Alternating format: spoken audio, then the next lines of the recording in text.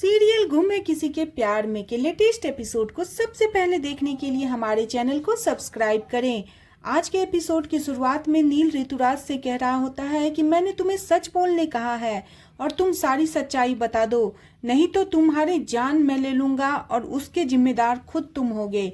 ऋतुराज कहता है मुझे जितना सच बताना था मैंने बता दिया। तभी जीतू आता है और कहता है मैं कैसे तुम पे भरोसा करूं, और ये सब बातें सभी सुन रही होती है। तभी मंजरी कहती है कि मुझे तो ऋतुराज पे पहले से ही शक था। तभी जीतू कहता है ऋतुराज को कि तुम इतना घटिया इंसान हो, मैं कभी सोच भी नहीं सकता था। तुमने सारे परिवार वालों को सच नहीं बताया। तभी सभी आती है और कहती है सच तो मुझे भी पता करना है, और सभी चली आती है इन लोगों के पास। तभी सभी लोग सभी को देख के चौंक जाते हैं। भूषण कहता है कि मैंने आपके सीनियर से आपकी शिकायत कर दी है, आप मेरे घर बार बार क्यों आ रही है। नील भी सभी पे गुस्सा होता है और सभी को देख के कहता है ये कोई गार्डन है, आपका जब मन हुआ तब मुंह उठा के चली आती है। तभी सभी नील को कहती है कि मैं यहाँ पे सच्चाई पता करने आई हूँ, आपको सिर्फ आपका अपना गम दिखता है, किसी और का गम नहीं दिखता। मैं एसीपी होने के नाते यहाँ नहीं आई हूँ, बल्कि मैं एक पत्नी होने के नाते अपने पति के कातिल को ढूंढते हुए यहाँ आई हूँ। तभी नील सभी से कहता है कि एक मिनट, आपने अपने पति की कातिल को ढूंढते हुए आप मेरे घर क्यों बार बार आ रही हैं।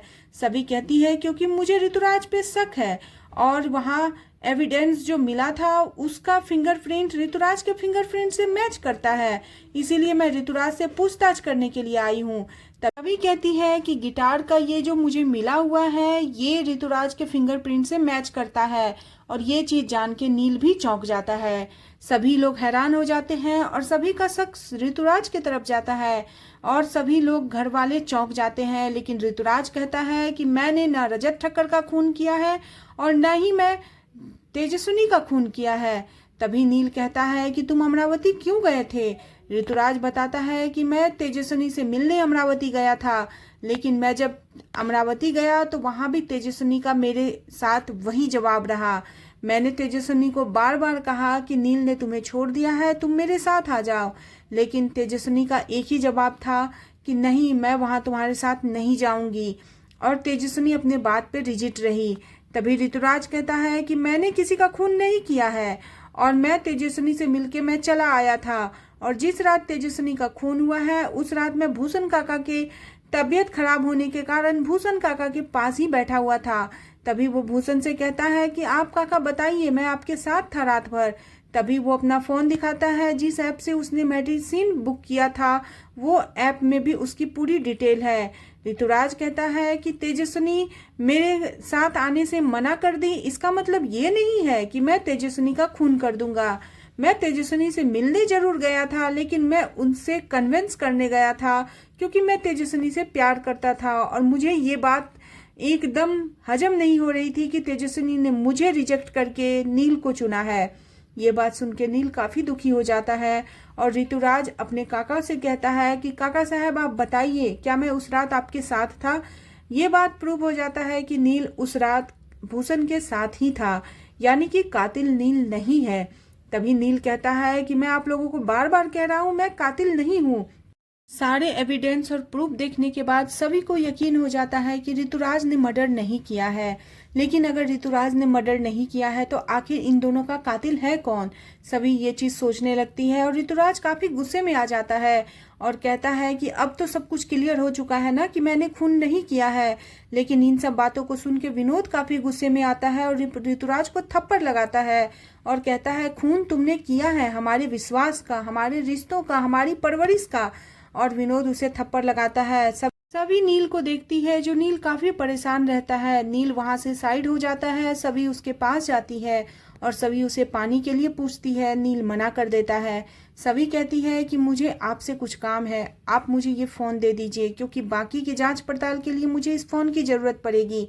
नील उसे फोन दे देता है और कहता है अब ये फोन मेरे किसी काम का नहीं है, आप ले जाओ। सभी फोन लेके चली जाती है, लेकिन सोचती है आखिर खून ऋतुराज ने नहीं किया तो किसने किया, और सभी वहां से चली जाती है। सभी के जाने के बाद भूषण कहता है कि ऋतुराज का इस घर में अब कोई जगह नहीं है, इसे धक्के मार के घर से बाहर निकालो।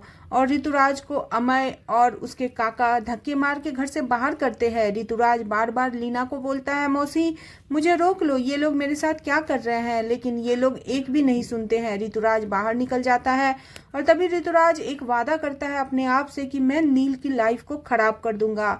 और काफी गुस्से में ऋतुराज वहां से चला जाता है। ऋतुराज कहता है कि तुमने किससे पंगा लिया है ये तुम्हें पता नहीं है। नील परिवार वालों से कहता है कि अब तो आप लोगों को सब सच्चाई पता चल गई है ना। नंदनी आके नील से माफी मांगती है और कहती है मुझे माफ कर दो, मैं तेजस्विनी तो अब इस दुनिया में नहीं है, लेकिन तुम मुझे माफ कर दो, क्योंकि तेजस्विनी बार बार ये सब चीज कहती रही और हमने उस पर भरोसा नहीं किया, ऋतुराज की बातों में आ गए। तभी जीतू कहता है कि मैंने बार बार कहा था कि एक बार तेजस्विनी की बातें कोई सुन लो, लेकिन तुम लोगों ने वो भी नहीं सुना। नंदनी से नील कहता है कि अब माफी मांगने या रोने से आप कुछ नहीं हो सकता, क्योंकि जिससे आप लोगों को माफी मांगनी चाहिए वही इस दुनिया में नहीं है। सबसे ज्यादा बुरा तो मुझे लग रहा है कि मैं उसके लिए कुछ नहीं कर पाया। तभी लीना कहती है कि हो गया, ऋतुराज यहाँ से चला गया, इसका मतलब ये नहीं है कि वो लड़की सही थी। और लीना काफी गुस्से में तेजस्विनी के लिए उल्टा बोलती है। नंदनी कहती है काकू अब तो आप तेजस्विनी के लिए कुछ मत बोलो, लेकिन लीना कहती है बिल्कुल भी नहीं, सारी फसाद की जड़ वही लड़की थी, भले ही वो इस दुनिया से चली गई हो लेकिन हमारे घर में आग लगा के गई है। तभी नील आके कहता है कि मुझे इस बात से हैरानी है कि आप एक औरत होके औरत के बारे में ऐसा बोल रही हैं, या मैं इस बात से हैरानी करूं कि वो औरत कोई और नहीं आप मेरी माँ हो, मेरी ही आई हो, जो इतना घटिया किसी औरत के बारे में सोच रही हो। नील अपनी माँ को समझाने की कोशिश करता है लेकिन लीना नहीं समझती है। तभी नील कहता है कि जिस घर में मेरी पत्नी की इज्जत ना हो, जिस घर में मेरी पत्नी के लिए बुरा बोला जाए, उस घर में मेरे रहने से क्या फायदा, मैं भी इस घर में नहीं रहूंगा। और नील अपने कमरे में जाता है और वहां से भगवान की मूर्ति लेके आता है, जो मूर्ति तेजस्विनी का था और तेजस्विनी को एक पंडित ने गिफ्ट किया था। वो मूर्ति लेके वापस नील नीचे उतरता है और सभी लोग नील को रोकते रह जाते हैं, लेकिन वो नहीं रुकता है। जब विनोद आके नील से कहता है कि मैं तुम्हारे सामने हाथ जोड़ रहा हूँ, प्लीज रुक जाओ, लेकिन नील कहता है अगर मैं आपके सम्मान के लिए रुक जाऊं तो यहाँ तेजस्विनी का अपमान होगा, मैं नहीं रुकूंगा। इतने में लीना क्या चक्कर खा के नीचे गिर जाती है और सभी लोग लीना को देख के चौंक जाते हैं। सभी लोग लीना के पास आते हैं तो लीना बेहोश रहती है। तभी सभी लोग उसे उठा के बेड पे लिटाते हैं और नील उसका इलाज करता है। इधर सभी अपने घर आती हैं और सभी कातिल के बारे में सोच रही होती है। सभी सोचती हैं आखिर इन लोगों का खून किसने किया। मैंने इतने सारे केस सॉल्व किए हैं, लेकिन ऐसा केस को मैं आज सॉल्व नहीं कर पा रही हूँ जिसने मेरी ही पूरी दुनिया उजाड़ के रख दी हो। सभी को सारी बातें याद आती हैं। सभी अपने आप को कोसती है कि मैं कुछ भी नहीं कर पा रही हूँ, अपने आप को बेबस और लाचार समझ पा रही हूँ।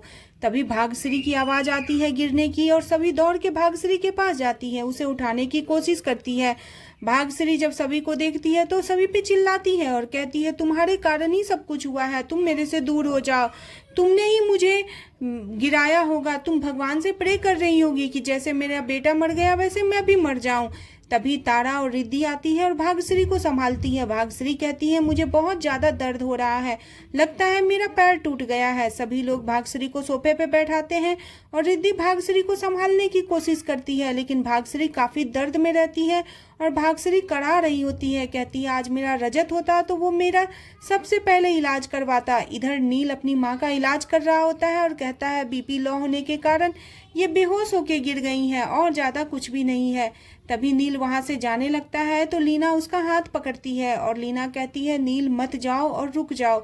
तभी सभी लोग ये बात देख के काफी ज्यादा खुश हो जाते हैं। वहीं पे विनोद हाथ जोड़ता है नील के सामने। नील कहता है मैं कहीं नहीं जा रहा हूँ, मैं यहीं पे हूँ, अब मैं इसी घर में रहूंगा, मैं कहीं नहीं जाऊंगा। आज का एपिसोड यहीं पे खत्म हो जाता है। आने वाले एपिसोड में देखने को मिलेगा कि सभी की किडनैपिंग हो चुकी है और सभी को पता चलता है कि रजत की किडनैपिंग भी इन लोगों ही ने किया था। और वहां पे सभी को ये भी पता चलता है कि इन लोगों ने रिद्धि को भी किडनैप करके रखा है। सभी की हेल्प अब शायद नील करेगा। नील कॉल करता है सभी को, लेकिन सभी फोन नहीं उठा रही होती है और नील भी परेशान हो जाता है। इधर सभी परेशान होती है, उधर नील परेशान होता है। आज का एपिसोड आपको पसंद आया है तो प्लीज कमेंट करें और बने रहे सीरियल घूमे किसी के प्यार में। नेक्स्ट एपिसोड के लिए चैनल को सब्सक्राइब करना बिल्कुल न भूलें।